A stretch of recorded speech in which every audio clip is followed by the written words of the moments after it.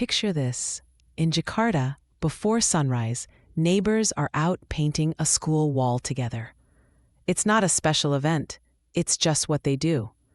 So, how did Indonesia suddenly jump to the top of the world's well-being rankings? And, what does it actually mean for the rest of us? Yeah, it's May 9th, 2025, and Indonesia's now #1 on the Global Wellbeing Index. That's a pretty big shift, right? Usually, it's countries like Denmark or Finland that come up in this context. Right. And these rankings aren't just about happiness. They include things like whether people feel supported, how connected they are, and even how daily routines.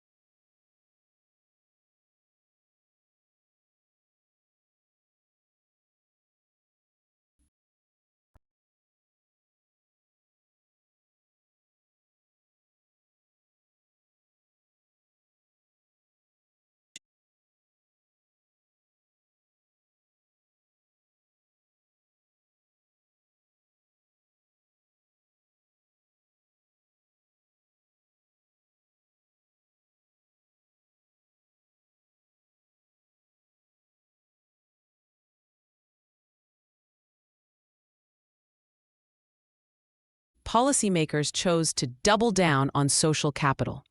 So they put real money into community centers and gave local leaders more say in how programs worked on the ground. So instead of a one-size-fits-all approach, it's more like a toolkit that communities can adapt.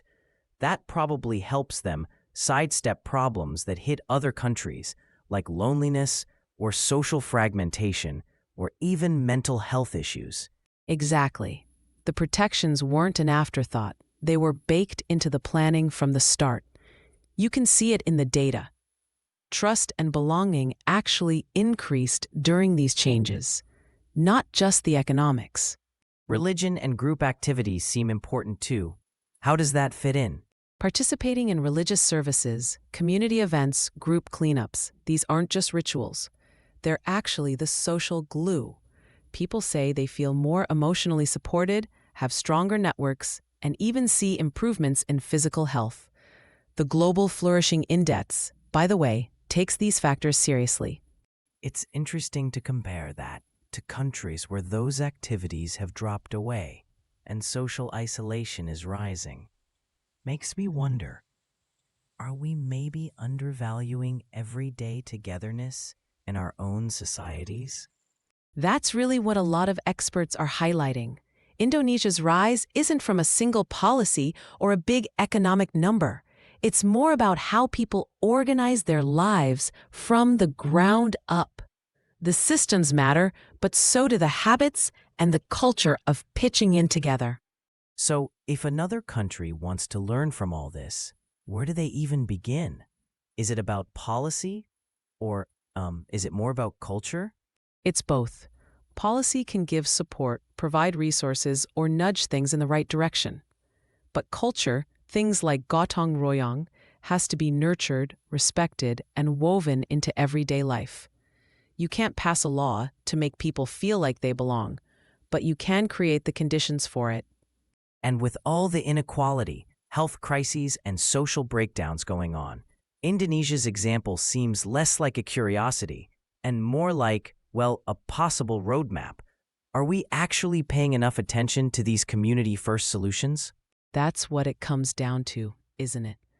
What does real well-being look like? And how do we actually build it? Not just as individuals, but together. Today, we followed Indonesia's path from everyday cooperation to leading the world in well-being.